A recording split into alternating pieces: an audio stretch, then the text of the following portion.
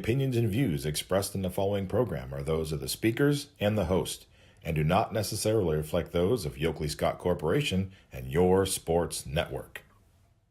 Yeah, I've been closer to Jesus before, so can you help me out? Oh, can you help me out? Am I on my own? Am I on my own? Or can you help me out? Am I on my own? Am I on my own? Or can you help me out? Can you help me out? I've been scared to look in my soul.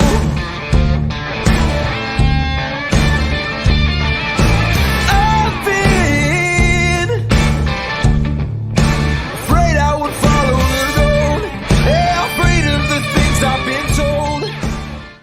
Hello, everybody. Welcome inside a rainy but yet awesome Tuesday episode of Running Point. We are so happy to have you on here. Brought to you, as always, by our good friends over at Greenwood Chevrolet in Austintown. Y'all, we are 24 hours from the start of basketball season. The girls' hoops year kicks off tomorrow. We are all about basketball previews today and for the rest of the week, really. And we kick it off with a trip back down to Jackson Milton. We've already heard from their girls' coach, Jeff Wilson, but now we hear from their boys' coach and Coach Procopio, a good friend of the show. Coach, we are so happy that you're able to come on and happy to see you back here for another year of coaching.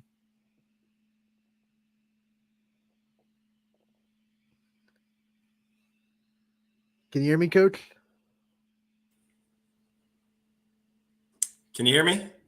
Yep, I got you. Hi, sorry, it was losing. I couldn't hear anything there for a second. Yeah, it's all good, Coach. We're happy to have you back on the show and back for another year of Jackson Milton basketball. Yeah, thank you for having me. As always, appreciate what you guys do for the area with your coverage. It's always nice to follow you guys, and I appreciate you guys having me. All right, let's talk about the season, of course. We'll bring into this new year. You've had your players for a little bit now. You've had, I'm sure, a couple of practices, a couple of scrimmages under your belt. What are you seeing so far that's making you real positive and optimistic about the way this year can go? Yeah, definitely. It was great for the football team this year. They made the playoffs, so always great for the school. They had a great year. Some of our guys came back late. A couple of guys pretty banged up, so that doesn't help to start the year. Caden Mitchell, we just got him back this past week, so he's fully cleared. Vinny Fay, who's a junior in the program this year, he's still not cleared from football, so we're hoping to have him back by game one, maybe get him into our last scrimmage next week. But really what I'm seeing from the team right now, I mean, we're just a tough group. They're a great group of kids. They're working really hard. We're preaching a lot of things in practice, and they're really buying into it, which is a huge key for us. We have some new guys in the program this year. With some of the injuries we had, we also have a couple guys that aren't able to play all year, one due to some concussions and another due to an ACL tear. So, those were two guys that we were counting on. So we got some new guys that have stepped up. They're doing a great job. They're really buying into what we're preaching at practice. We want to be a tough basketball team, and they're showing us night in and night out, especially at practice and in our scrimmages, how tough they can really be. And that's what we expect from them right now. No one ever wants to see injuries, Coach, and I know you have a couple of them that aren't going to be, year ending that you're going to get these kids back, but not having them now and being able to get other kids some reps and be able to see what they do with those kind of opportunities.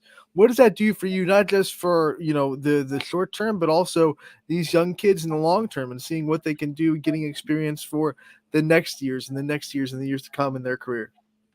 Yeah, I mean, a couple of the guys that we're talking about, for example, one's a freshman, one's a sophomore. They're two of the guys that are really stepping up for us right now, and they're bringing that toughness, that element that, we're looking for, guys that want to dive on the floor, guys that want to take charges, guys that want to defend. That's what we need right now out of these guys. And, they're developing right now into the players we expect them to be skill-wise, but also doing all those little things, which is just, it's huge for us. That's what we continue to preach these last couple of years. And, they're really stepping up again, freshmen and sophomore. We got some juniors that, they're doing the same thing. They're really stepping in. They're coming into their own a little bit. So, it's nice to see. And, for years to come, I mean, we have some kids in the program that, they're going to have a lot of varsity experience at a young age this year. So it's going to be really nice. Let's start to talk about this roster, go through it, and shout out the names that we need to know when we're coming down to Jackson Milton. Yeah, definitely. So, I'll start by highlighting my seniors. We got Alex Ratuna, he's a guard. Eddie Gursky is a big man. And then Caden Mitchell is our seniors. Those three guys have been in the program for 4 years. They know the expectation. All three of them have played a ton of varsity minutes over the last couple of years. So, they're raring and ready to go. They have the experience. We have a new senior, Zach Kuntz, that just joined back in the program. I didn't play the last 2 years, but it's nice to have him back. He's a kid that can shoot the ball. So, he'll bring some help with the shooting for us this year. In our junior class, the kid to highlight is Ryan Romai. Ryan's been he'll be a 3-year starter this year. He's closely approaching the 1,000-point mark in his career already as a junior. Ryan's just a tough kid. I mean, he's definitely one of our leaders this year. He's kind of your do-it-all guard. I mean, he runs the point for us. He plays off the ball. We have some sets in where he's posting up. So, Ryan's kind of that do-it-all guy. And it's great to see him grow into his own. He's every morning he goes to the weight room. He lifts at 6 a.m. before school, goes to school all day, comes to practice, works his butt off every day. So, Ryan's a kid that we're really going to rely heavily on this year to carry us and to lead us. Also in that junior class, we have a couple kids in James Croyle, Ethan Kerr. They played predominantly JV basketball last year, but, we're asking them to step up and be contributors to the varsity level this year. And another kid we're really excited about is the one I spoke about earlier that we still haven't got to see yet, in Vinny Fay. Vinny's fighting a little bit of an ankle injury at the moment. Hopefully this is his last week of PT and maybe can get some live action starting next week, like I said earlier. But Vinny's a kid. He's another, tall, lengthy guard that we're really excited about. He's about 6'3", really athletic, does all the things you kind of want out of a guard, but can also play down low, rebounds the ball really well. So we're excited about Vinny. In our sophomore class, Jackson Horner, another guy, predominantly played JV last year, but he's really coming into his own. I think on our last scrimmage, a half a dozen times he was on the floor diving for loose balls, attempting to take charges all over the floor, and that's what we're looking for out of him. His skills are still developing, but we're just asking these guys to do the little things, and he's really doing a great job of that. And then in the freshman class, we have a freshman in Ethan Sokol, who, his brother played for us a few years ago. Ethan's a tough kid, cross-country kid. He can run for days, which is really nice with the way we plan to play this year, that, we have a kid that can go out there and just run all over the floor and defend. His offensive game has a long way to go, but defensively and just his ability to sit down, defend, and run for days, that's going to be really helpful to us this year. So excited to have that group. There's a couple other pieces that are falling into line for us. Another couple sophomores fighting for some minutes. So, it's nice to see that we have, maybe 8-9 guys that we can play this year and have a deep bench. One of the guys that I definitely noted that I think everyone's going to be circling on your roster when they're doing your scouting report, trying to stop you, Ryan Romai, of course, the great things that he does. But this is his first year without Aaron on the team as well. I never stepping into his shadow. I think those two really separate themselves pretty well, and they really work together well on the court. So I don't want to say that Ryan's stepping out of Aaron's shadow, but it is kind of a different. Do you see any differences now that he's stepping into his own almost, and it's almost his show now? Yeah, a little bit. Ryan and Aaron were really close. They'd have their little beefs on and off the floor sometimes. You would never be able to tell if you're just a spectator, because they had their own way of kind of giving each other a look and saying, "Hey, man, should have passed me that ball or not." But yeah, Ryan's been coming into his own since his freshman year. He's a silent leader a lot of the times. He does some great things on the floor. Right now, we're asking him to be more vocal as a leader. Aaron did a great job of that the last couple of years in the program. So now it's kind of passing that torch to Ryan of being that vocal leader, holding your teammates accountable. That's something that we're preaching every day. It's really an uncomfortable position sometimes for young kids to kind of, hold their teammates accountable and say, "Hey man, you got to pick it up." But, those are the things we're asking of Ryan right now, to do those things, because that's what we need. When you lose a kid like Aaron Romai, Aaron and Ryan both 4-year. Aaron is a 4-year letterman, 4-year varsity guy. Ryan's going to be the same. But when you lose a guy of Aaron's caliber, you have to have someone that can step up and replace that. Not just what you do on the floor, but what you're telling your teammates, seeing things like I've told Ryan, if you see something, you take charge, man. You're out on the floor. You're the coach on the floor. You're the point guard. If you see something, take advantage of it. Don't always go by what I say. If you see it, be the man out there, be in charge. And also Alex Fortuna is really stepping into that role as well as a vocal leader. So, we're filling that void of Aaron. But it's tough. Like I said, you lose a player of his caliber. It's hard to replace, but Ryan's doing a heck of a job on the floor. We just got to get him more of that vocal leader. Coach, we'll talk about your schedule next. We'll start inside the conference. Woo, is it good? A lot of good players, a lot of good coaches inside this MVAC Scarlet tier. You're a part of a conference that has just high level coaching everywhere you look. What do you see out of the conference this year? What are some things that you think are going to happen inside the MVAC? First and foremost, it's always a tough league. A couple of weeks ago, we were just talking about, I think it was 2-3 years ago, Springfield was the top dog in the conference. I think they didn't even have a conference loss all year, and then they go to Sebring, and Sebring beats them at the end of the season. So, it's a tough conference on any given night. Anybody can beat anybody. So, you always have to be prepared for that, but it's fun to play in a league like that. It's fun to play in a competitive league where every single day, you got to fight, you got to grind for those wins. Right now, just looking at the conference from last year, I think it's wide open. I think there's a lot of good basketball teams. Year in and year out, the NBAC proves to be a good conference. It proves to be tough. I think it's going to be a very tough conference as always, but I do think it's pretty wide open this year, for anybody that wants to take it. And, here at Jackson Milton, we have a goal. We want to put stuff up on the wall every year, league titles, district titles. So our goal is to fight and contend for that league title this year. I think we have a team that's capable. We just have to put some of the pieces together. And, again, like I was saying earlier, some of these young guys that didn't get many minutes last year, or we weren't expecting to get many minutes this year, they got to step up right now, and they got to be ready to rock and roll. Coach, let's talk about outside of the MVAC and in your schedule, outside of the conference that's really built to prepare you for postseason. What are some teams that pop up in that non-conference schedule that you're really excited about? Yeah, first and foremost, we open with United. They're a Division III school. I think they're still Division III. We have a couple NAC schools in Matthews, Southington, and Lordstown on our schedule. And then at the end of the year, we finish out with Columbiana, who's always a good basketball team, and then Crestview, who always has a tough team as well. So, our out-of-conference schedule this year looks a little bit different than years past, but, still a tough out-of-conference schedule. Matthews, year in and year out, they're always a great basketball team. They're always really competitive. Same with Columbiana. Lordstown and Southington, they've been having some better years than they have in the past. United, they're always tough. They're always long and athletic. So, it definitely prepares us for the tournament, just like the NBAC does. I like seeing some of these old school conference rivalries, dating back to the ITCL. I like it. Right? Going all the way back, playing some teams that used to be conference foes. Yes. Let's talk about your staff. Obviously, you put together a great staff. You get all the interviews, you get the limelight, but we know that you have great people behind you. Every year we give you the chance to highlight your coaching staff from middle school on up. So I wanted to give you the time to do that here today as well.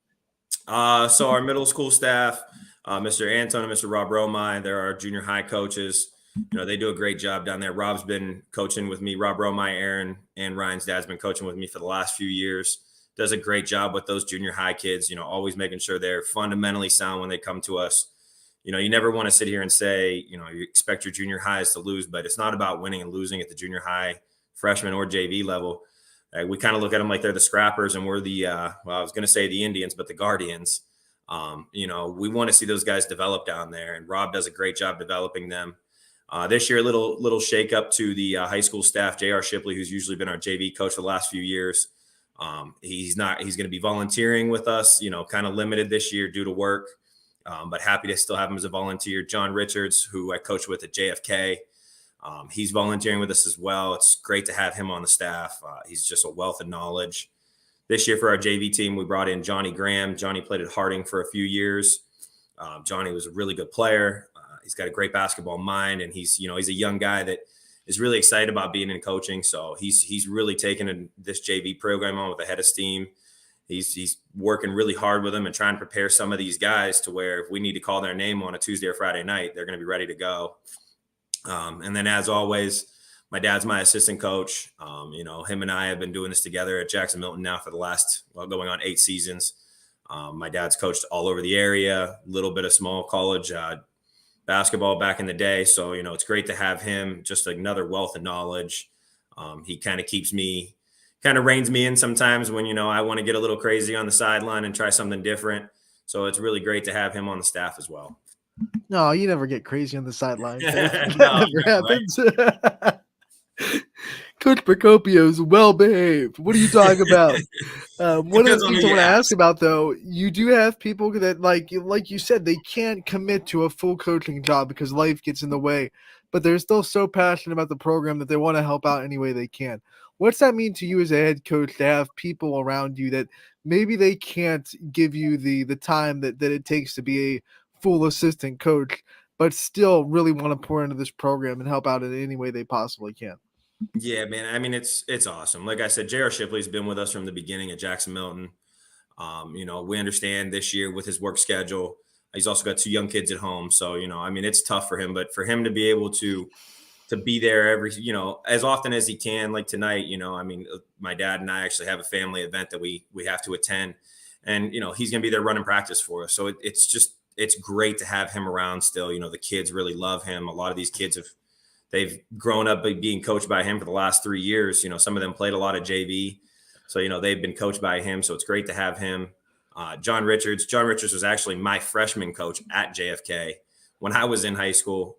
We got really close after I was done playing some college basketball. He brought me onto the JFK staff. We coached together over at JFK. And then, to have him join the program at Jackson Milton, he just joined us last year. He's kind of always been in the background. I've always kind of leaned on him a lot of times when I have a question or, when I actually missed the game. My dad and I both missed the game during COVID. JR actually went to the game, sat behind the bench and helped the other JR Shipley. He's always been in the background, and it's just great to have him in the program. Like I said, wealth of knowledge, just a great person. It's just nice to have those guys that want to be there, that want to help kids. I mean, that's what this is all about. We're not here for ourselves. Like you said, the head coach gets all the interviews and everything like that.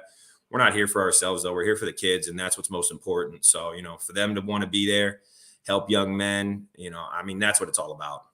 Coach, our final question for you today is one that we've been asking all of our coaches. It's kind of the theme of our season previews. It goes back to the love of the sport of basketball. We love it because we broadcast it. You obviously love it because you're coaching it, and I know your players love it because they give you so much time and effort into the long basketball season. Where does your love of the sport come from? What are some of your earlier memories about falling in love with the sport of basketball? Yeah, man, growing up, I started playing basketball when I was in the 4th or 5th grade. My dad would send me to a lot of camps. I had the pleasure of going to Coach Larica's camps over at Champion. Just started falling in love with the game at a young age. Like I was saying to somebody a couple of weeks ago, I've been playing basketball since I was in the 4th grade, all the way through high school, played in college. Second I got done playing in college, started coaching. I wouldn't know a winner if it wasn't for basketball. I wouldn't know what a winner's like without basketball. I've been doing this for so long. It's just I could sit there and watch it on a Saturday all day long, watch college basketball, 2 teams that you don't even know anything about them, but you watch a good game. There's just something about the game of basketball. Sometimes I say it's kind of poetic. If you got 5 guys that are out there playing as one, we always sit there and say, instead of 5 here, you're stronger with 5 here with a fist. So, it's so great to watch that and watch 5 guys actually play together as a unit. And to me, that's just kind of poetic when you're seeing that extra pass made all the time at the college level. One guy's got a wide open shot and then he passes it off to another guy with an even better look. And then you see the bench just explode. I mean, moments like those, that's what the game's all about. And I guess that's why I just fell in love with it a long time ago. And now just being a student of the game, not playing anymore, being a coach, there's nothing better than getting in the gym with your guys, going to work every single day, grinding, hustling at practice. That's what it's all about. So that's kind of where my love of the game came from. You ever been watching a college game and see something that is either something you've never seen before or is executed so well that you have to write it down and maybe try to install it into your team? It's funny, man, because I do that. If I see a play, I'll try to rewind the TV if I'm watching something on Hulu or something, like rewind it a little bit and watch it and write it down so that I have it, in my back pocket. As a coach, you always kind of have those those secret plays that you practice, but you don't show them in a game. You want them for a last second situation. Yeah. So, you always have that little notebook or that paper in your back pocket with some of those plays to throw in at the last second. And, I've got a lot of those from just watching some college basketball games. We know Jackson Milton is known for their thrilling wins and the last second buzzer beaters. Maybe it has something to do with Coach's back pocket plays. Who knows? Yeah, Coach, no, for the kids, man. I wish I could take credit for some of those, but those are the kids. A couple years ago, we had a big one that Aaron nailed against Heartland Christian, and I think I came on the show right after. But no, that was just him and making a great play. I wish I could take credit for it, though. Coach, we want to thank you so much for taking the time to join us today. We wish you the best of luck this year. We can't wait to talk to you again real soon. Hey, thanks very much for having me. And as always, I appreciate what you guys do for the kids in this area. All right, Coach Procopio from the Jackson Milton Boys Program. Basketball very, very, very soon. What we're going to do, we're going to roll right into a pre-recorded one. Aaron Gilbert from the Garfield Girls Basketball Program. We'll take a break after that, and then we have Jeff Brink, the head coach of the boys at Springfield, coming on live on the show at 1:45. So that's what the rest of the day kind of looks like. Here's Aaron Gilbert from Garfield Girls Basketball. Ty Bartell, Anthony Hartwig with another edition of Coach's Corner. We go to the Portage County legend himself from Garrettsville, Garfield, and Mr. Aaron Gilbert of that girls basketball program. Coach, how we doing today? Great. I appreciate you guys having me again. Oh, Coach, it's always a great time talking hoops with you. And you talk about the practices that you've been able to have with this girls squad too. You've had a few now under your belt. What do you see? And I know there's some exciting players coming back this year, but you lost a little bit from last year. But what are practices looking like? Just lost just a little bit. We're young. I was actually talking with the assistant coaches this year. It's probably the youngest team we've had since 2018 from a returning standpoint. Really only returning one starter and one other player that saw quality varsity minutes throughout the year. So a lot of inexperience, a lot of youth. But the nice thing with that youth is I think it's a pretty talented group. This group as eighth graders, won the MVAC. So, coming in now as sophomores, they've got a little bit of that experience playing together, and a lot of them are back together for this year. So it'll definitely look different. Probably not as high firepower that we've had in the past. Right now we're still kind of working out some of the kinks to figure out what do we do well. And we scrimmage this upcoming Saturday. So that'll be a nice little measuring stick. Coach, I know you're being a little cautiously optimistic with this group, but for years, Garfield has been saying, like, off season, people outside been saying, oh, they lost this. But here you come the next year, you're winning the league, you're winning the district, you're making tournament runs. So this year, once again, you lose some people. We said it. What is it about this program that keeps the standard there, no matter who's coming up into the next role? I think part of it is just the consistency with staff. With me being around now for as long as I have been, my assistants have been with me for many years. My one assistant, in fact, was on my very first team here 17 years ago. So she's been around the program. So I think that consistency. We don't have to teach the coaches the philosophy and the expectations. We just need to teach the players that. And I think the players kind of understand that growing up and getting that at the junior high level and then coming into the high school level is they just kind of understand what we're expecting of them. This isn't a rec league. This isn't just coming out. I don't want to say it's not just for fun because we do want them to have fun with it, but, winning's fun too, So, I read a great quote that I thought was very appropriate. You always see the shirts, expectations never graduate. Tradition never graduates. Culture never graduates. And I think that has been our last 10 years that we've had. It's been the culture that was created 10 years ago by a group that set the standard. You hear coaches now refer to the standard as the standard. Our standard is expected of competing at the district level, competing for a league and moving on from there. Do we talk about that? Absolutely not, which people are going to be like, yeah, right, whatever. No, we don't mention title chases. We don't mention district runs. We just mention, are you getting better? That 1% rule. we really focus on working with the players and looking at their development from game 1 to game 23, 24, 25, whatever it may get to. Well, Coach, I mean, now that we kind of have our expectations, we know what the standard is. What are some of the names that Lady G-Men fans can expect to see on the court, that beautiful court, this season? Yeah, with new sponsorship this year too, with Sarchone on the court this year with buying our dealership in town. So it'll have a little different twist to it this year. But of course, the focus is going to be with Mandy. She's the main returning player coming off of a stellar freshman year. She had a great supporting cast last year that kind of allowed her to be her, and maybe not totally allow her to show off all her talents and abilities. And this year, it's definitely going to be on full display. She had a great AAU spring and summer with the SMAC program that she plays with. And, a lot is going to fall on her shoulders. So the biggest part is for coaches is we've got to take some of that load off of her, and we've got plenty of people to help her. It's going to have to come in waves. It's not going to be one player or two players. It's going to have to be, 5, 6, 7 players. I think we're going to go a little deeper this year, possibly into the bench than we have in the past, which gives more players opportunity. But again, our subs are going to be sophomores.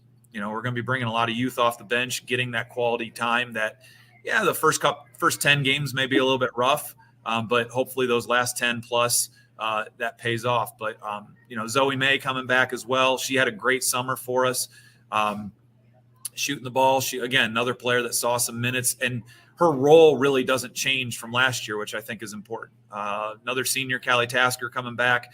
Callie's kind of the brains of the operation. She really gets people lined up and going where they need to go on the floor, which I really appreciate. And then, we're junior class, we're a little thin.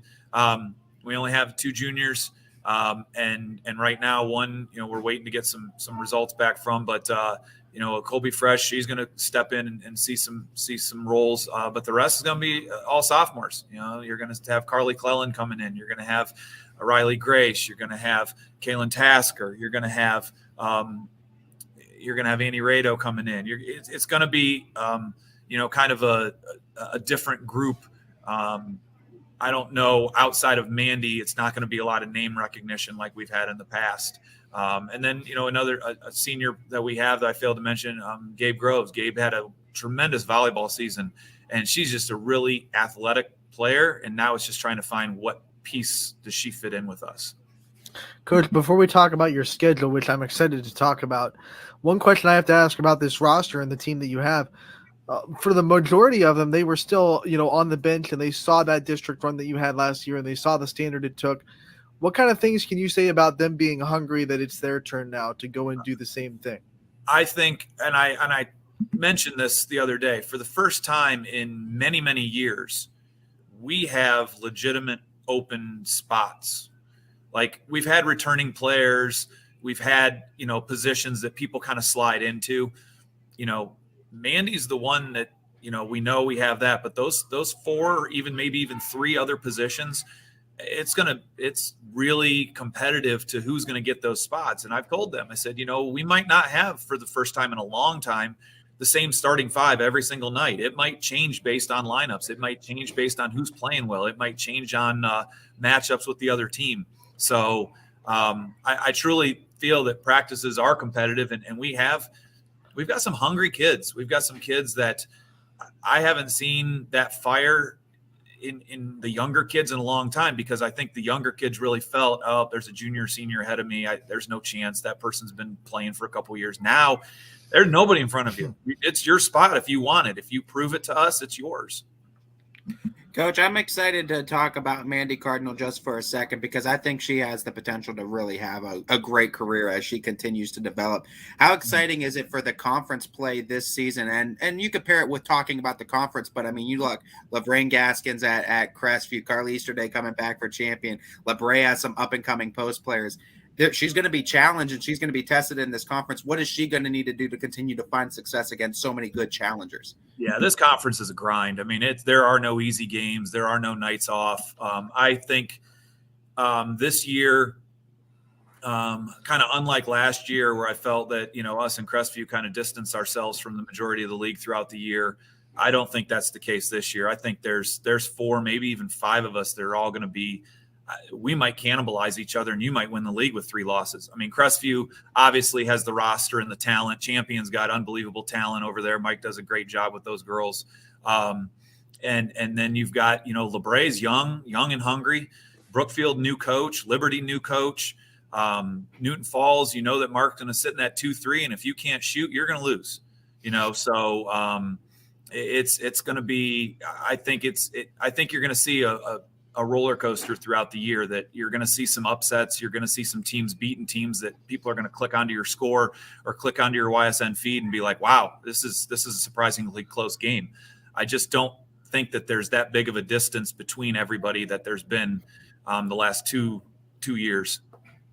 Coach, let's talk about the non-conference, because as tough as your conference is, you don't shy away from a tough nobody was nice. schedule Yeah, either. nobody was nice to us this year with our non-conference. I got to talk to Fish over at South Range about that. Yeah.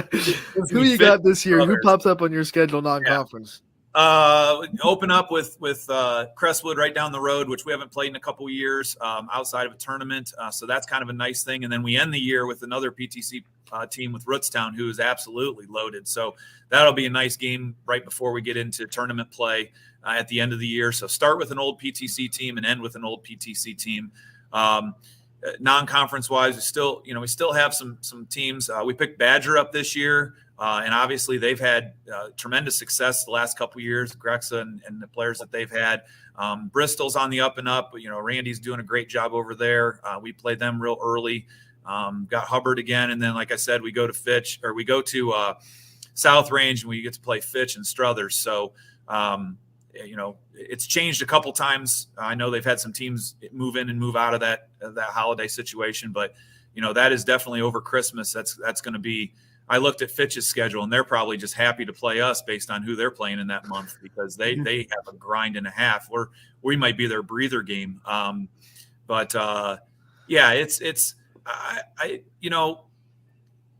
The tournament has changed things. The playoff system has changed things, and with everybody getting in, losses don't hurt you. Whatever, it just makes you better. Even with football, there's 4 and 6 teams getting in the playoffs, making a run. I think is it St. Henry or one of the MAC schools got in the playoffs at like 2 and whatever, and now they're playing in the regional finals or something down there. So I mean, you can make a run.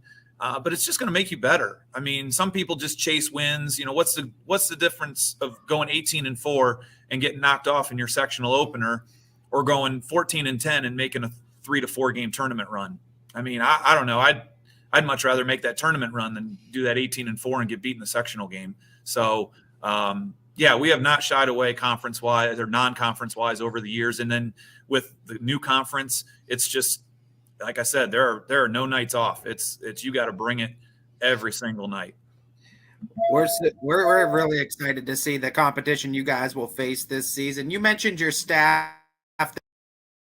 though a little bit earlier, and I know you say it's consistent, but I'm all right with consistently giving the same guys a lot of love, guys and girls. So why don't you go ahead and shout out the Garfield G-Men staff this season? Yeah, coming back with us again this year. Andy Cardinal's gonna help us out, and he was on staff well before I had Mandy. So everybody's like, "Oh, you got Dad on the staff now." Well, before Mandy was here, we had Andy. In fact, Andy's the only person I coached against that I've hired.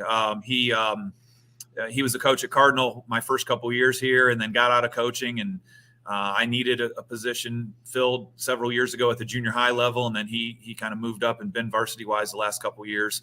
It's nice to have another former head coach on the bench just for game management. Madison Hartong's back again she played at Rootstown, coached against her 13, 14, somewhere around there. I lose track of time. I'm too old now to remember all these players, but Maddie handles our JVs, and then Taylor Smith is back again. She's been with us probably the longest. She's been with me since I think 2014, but she was on my first team. She was a senior on that team back in 2008 when we started this whole thing.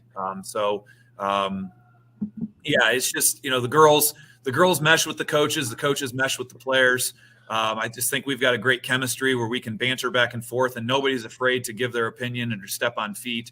I'll take, the advice at times. I don't always listen to them, as they'll tell you, but they do see things differently. And I think the girls have good shoulders that they can talk to and know that their concerns will be heard and they are valued and appreciated within the program.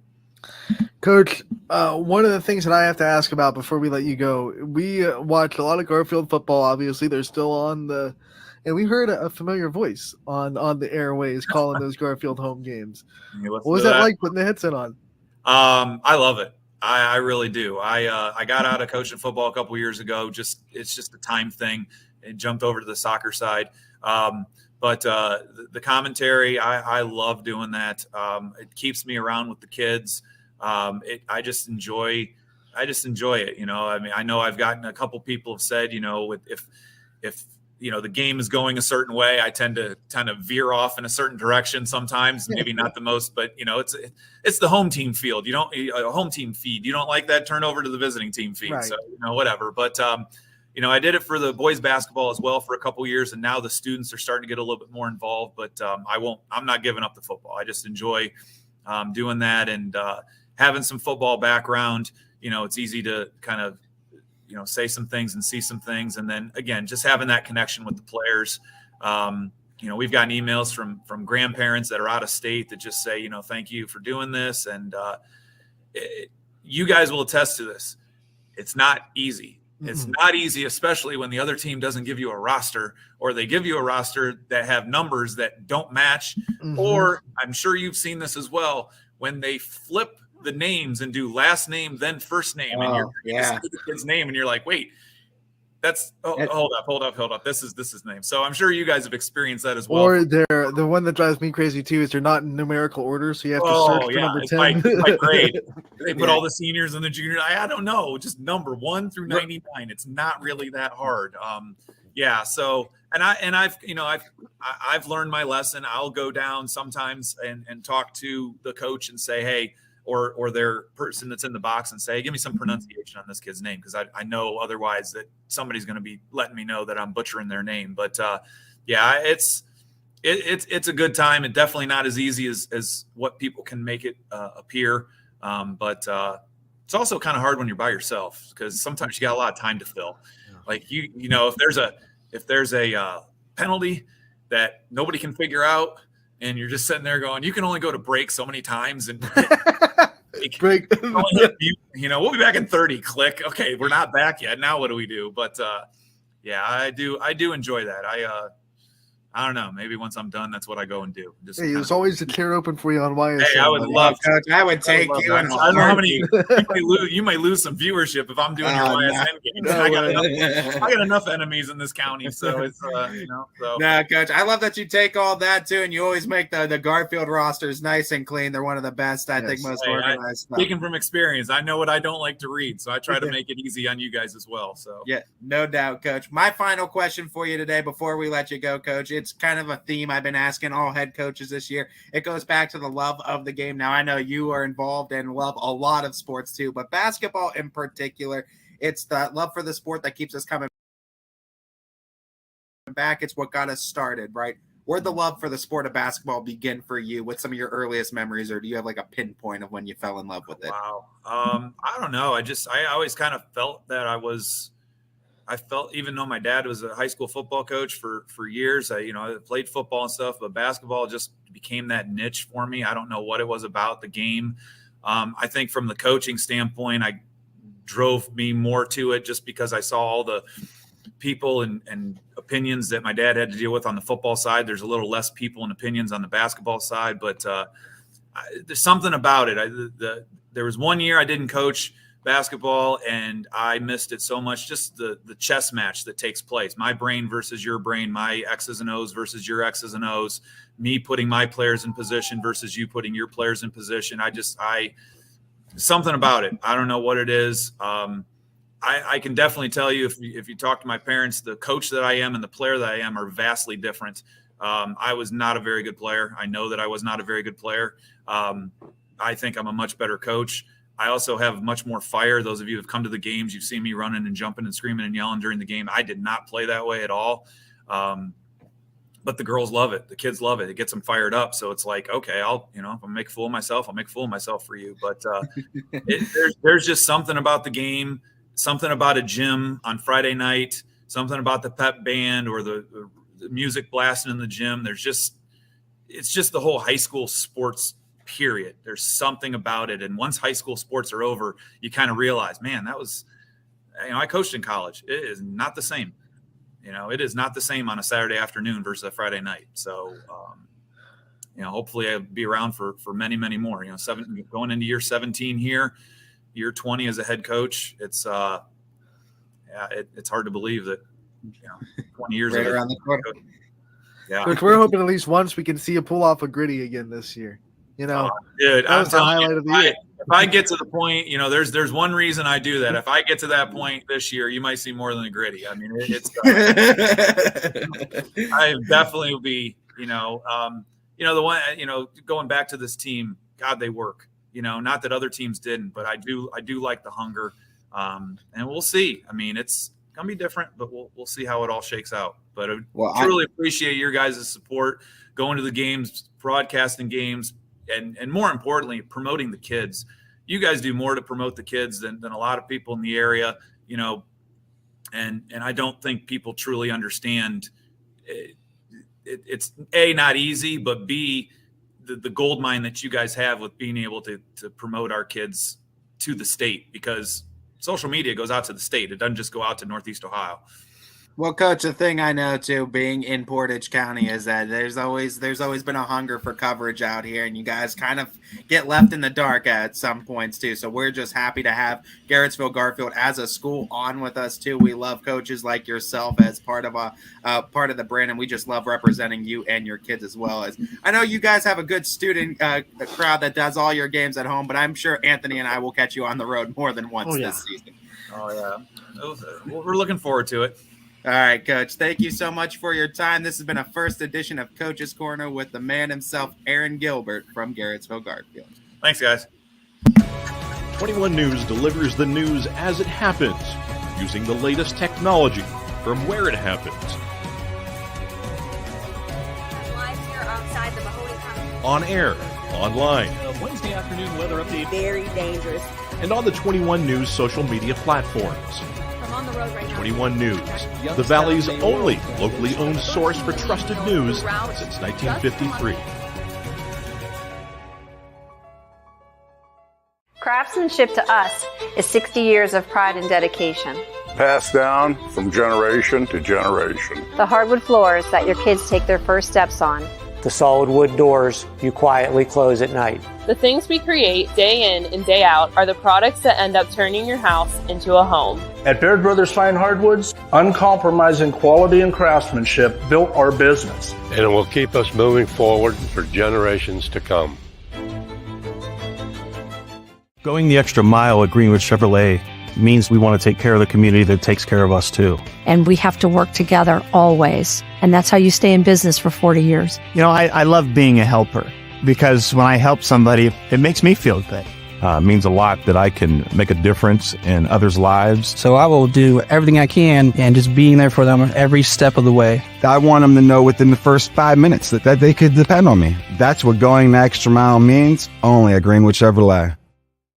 Before the lights come on, before the workday begins, before a long day is ended, or it's time to have fun. It all starts with the people at Joe Dickey Electric. From replacing a light fixture in your home to building a substation for your business, no job is too big or too small. The people of Joe Dickey Electric power them all. Joe Dickey Electric, over 60 years of powering the Mahoning Valley.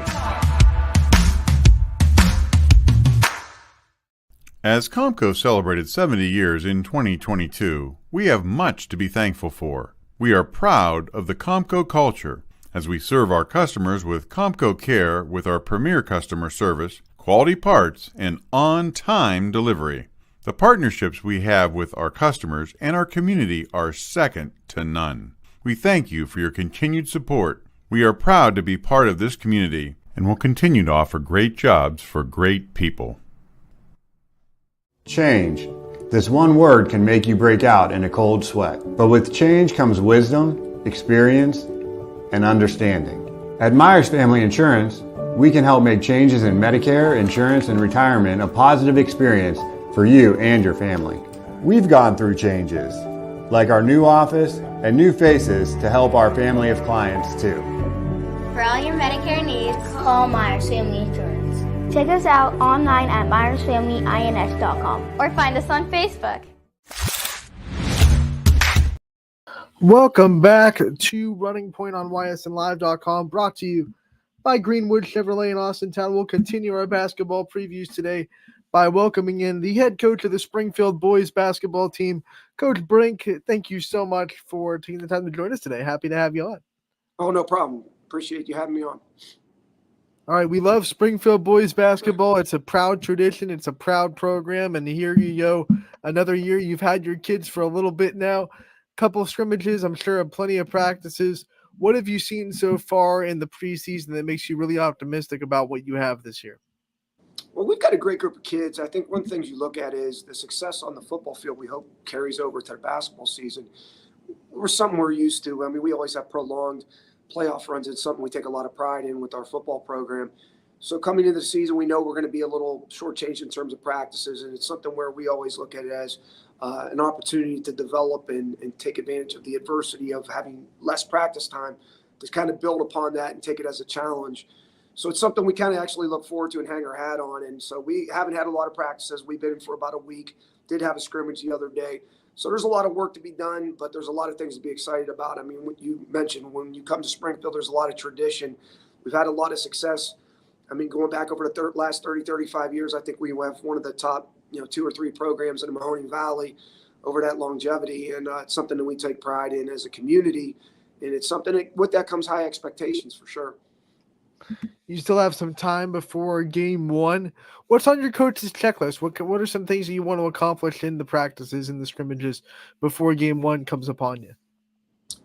For us, I think the biggest thing is getting in the gym and getting reps. You have a lot of kids, like you said, that are strong football players. It's a strong football program. So we had one player out of our entire high school program that didn't play football. So there's definitely that transition period. And with that, I always say you're going to be a better team in January and February than you are in December. That's just the nature of the beast with the teams that have strong football programs. And that's across the valley with anybody that has a really strong. Oh, looks like we might have just. Coach, we lost you for a second, but we have you right back. So I'll just head into our next question, talking about the roster that you're putting together. Have a little meet the team segment and talk about the big names that we need to know when we head down to Springfield. Well, for us, I think the 2 key guys were our returning lettermen. Were both starters last year. Dylan Sheely, who was our point guard, and Sean Guerrero, who actually I think was a key player even as a sophomore when we won 24 games. So both of those guys have extensive experience. They both played a lot of minutes. Drew Miller was another kid that got some minutes for us last year as a junior. He had a great JV year. We expect big things out of him. Dante Gentile's coming off a big football season, strong player, gives us some physicality. Aiden Appel's got a lot of skill, junior guard that could be a real solid player in our league.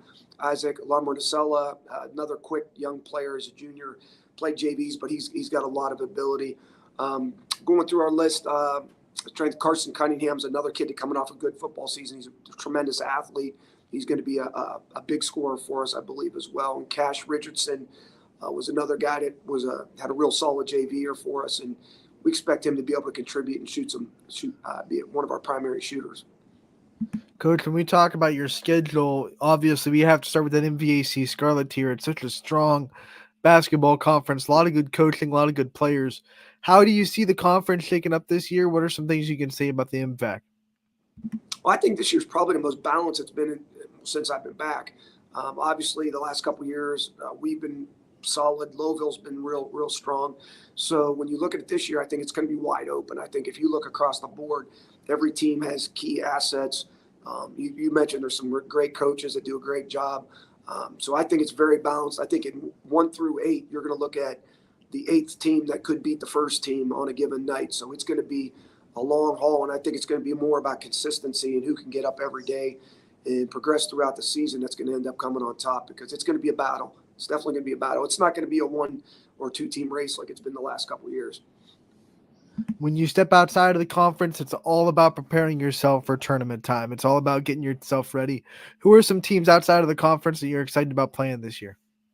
Well, I think Poland is always a big rival for us right down the street, and Coach Fender does a great job. He's a friend of mine. He's a tremendous coach. So that's always been a rival since we grew up as little kids. Poland's a big game. South Range is always a big game. They're loaded. They got everybody back. They should be one of the best teams in the area. So we have a lot of respect for them as well. And then we had, with Hubbard, Girard, we play some big schools. We play up a couple divisions. So then we look at some of our other non-league games across the board with Crestview and LeBray. So most of our non-league games are all challenges where we're playing up. It's something that I think is a proving ground. It helps us to become better for the tournament play. Definitely helps us down the road. Yeah, when you play Poland and the South Range, those two teams you mentioned, there's going to be a lot of former Orange on those two coaching benches. And that's always going to be fun to see, Coach. Let's talk about what you do with this program. We see it on social media all the time. You are so well endowed with the alumni of this program, having them come back and feed into it and give their support. And you even had players come back and give speeches and talk to the team. What is it about doing that is so important to you? What's so important about bringing the alumni back and making sure that they're feeding in to the future of this program? I think the nature of the beast has changed over the years with open enrollment. You have a lot of kids that switch schools nowadays, and you have parochial schools. So you have kids that move quite a bit. And in our area, it's Tiger for life, and that's kind of the way you look at it. When you go to Springfield, there's something special about being a Tiger, and it's something that a lot of people take pride in the community, and it's something that they hang their hat on. So when you come back, it's something special, and to be part of a small community like that where everything is valued and they take a lot of pride in having their kids from Springfield. So for us, being a local kid that played in Springfield, I played for Lee Klingensmith, I played for Coach Del Torrio. I was there when Ken Halbert was there. So I watched a lot of our legendary guys like Chuck Sinsel and Scott Shane and Jimmy Traffitt and these guys come through our system. And I played with Eddie Affolter, and now you're watching his daughter plays for Iowa with Caitlin Clark, and you're seeing, the progression of these kids as they're the people that we played with and the people that we watched in high school. Now their kids and grandkids are coming through the program. It's definitely something that it makes it kind of special being at Springfield. And it's one of the reasons why I came home. I mean, I'm from Springfield. I wanted to come back and kind of finish my career here at Springfield where I started. And I was fortunate, to have some great coaches like Del Torrio and Klingensmith that kind of showed me the ropes as a young guy and let me in it as an 18-year-old. So it's something that I've really never known anything different. So I started coaching right out of high school and have been a part of the program. So it's been a ride. It's been enjoyable. Comes with a lot of pressure. There's a lot of high expectations, but the alumni guys are great. I mean, you look at some of the guys that donate back to the program that are big parts of our community. Tom Clem with WRS Financial, they big supporters of our program, and Dan Dahl. These guys they care about Springfield and they put back into our community. And it's great to have such strong community support for not only our basketball program, but our football program, Springfield athletics across the board. So it's something that we really value as a community and as a program. True company man, giving a plug to WRS, who is the sponsor of this interview. I love it, Coach. Let's talk about your staff. You have put together a great staff at Springfield. We know that the head coaches get all the interviews, get the limelight, but you put together a great support system, and you can't do it alone. I want to give you the time to highlight your coaching staff this year. Well, Brian Denmead is my JV coach, and Brian actually was one of my coaches. He was on staff with Coach Del Torrio when I played. And having him come back now and be a part of my staff is very special. He's just a great guy to have a part of a Springfield program. And he's another guy that's a Springfield lifer that just really cares about Springfield athletics.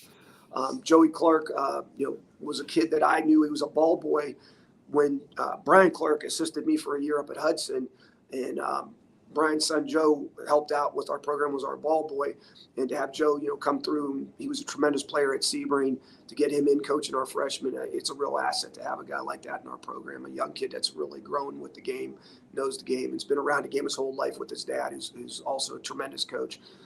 My junior high staff, Matt Ferraro, is a guy that's been around Springfield basketball for years.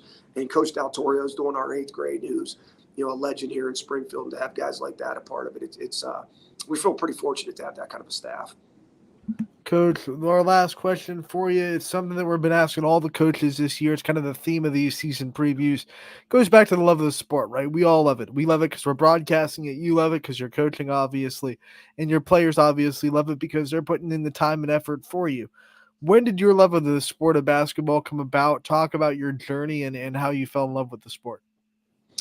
I think for me personally, it goes to my brother, Dave Brink. My brother was a player here at Springfield, and I can remember going out in the driveway and just rebounding the basketball for him and playing one-on-one. And when I was a little kid, there was times where I didn't want to do it.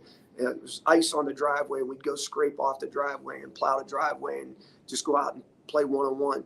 And he really instilled the competitiveness in me to drive to get better. And it was something that it pushed me to get better. I wasn't tremendous as a fifth and sixth grader. I mean, I really started playing back then. Around fourth, fifth grade, we started to play a little bit, and by sixth, seventh grade, you're really getting into it. But I think as I grew up through it in Springfield, you started to learn that it's part of the culture in our community. That Springfield's always been a basketball school, and you go back 50, 60, 70 years. I mean, with the teams in the 60s, with two teams that went to state, and you had another two teams that went to districts, or excuse me, regionals beyond that. So, I mean, there was just tremendous history, and they value that. And I was fortunate that with my brother's friends, he grew up with people like Jimmy Trafkin, Brian Cease. Those guys were just good guys to push you to want to be a better athlete. I mean, they were always there, competing, and they would drag us along as young kids. And I can remember going to play basketball at the parks. We have our baseball coach. You might have interviewed Terry Dobson. And this is a quick story. Terry was a guy that was older than us, but when I was in high school, it was myself, Eddie Affolter, who played at University of Illinois, Chicago, Mario Abatista, Jim Bailey, the guys that were seniors. The four of us would go with Terry Dobson. We would go to a different park every night in the summer and play with men. So every night we'd go to Camel, we'd go to Struthers, we'd go down East Palestine, we'd go to Columbiana, we'd go to a park over to Bessemer to play at the Pump House, and we'd just go to a park and we'd play basketball. And you'd be playing with, you don't win, you don't get on the court, you don't stay on the court. So there was more play off of the structured team things that we have today. It was just the love of the game, and you had kids that loved to play together, that we went out and we did that all summer. That's what we did. We went every night to a park and played basketball. And Terry was a big part of that too, growing up. And I think that's something where, Chuck Sinsel was another guy that I really looked up to. He was just a great player in Springfield. And we always had those kind of role model guys that were good athletes, good standards to kind of hang your hat on and look forward to, try to emulate as you grew up. So that's something that at Springfield, it really made it special.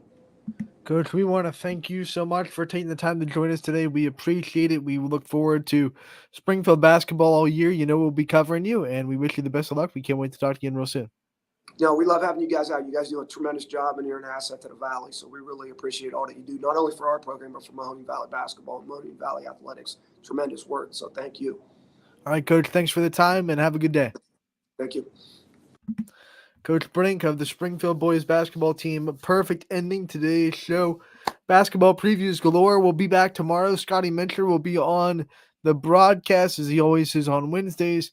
We'll also be able to preview basketball tomorrow. Tomorrow is the start of the basketball season on the girls' side. We have a handful of games on the network. So come back here tomorrow, 1 to 2. Not only will we have maybe one or two more basketball previews to play, but we'll also be able to preview some basketball games and talk about them on Running Point. Brought to you, as always, by our good friends over at Greenwood Chevrolet in Austin Town. Until then, I'm Anthony Harvick. Thank you so much for tuning in.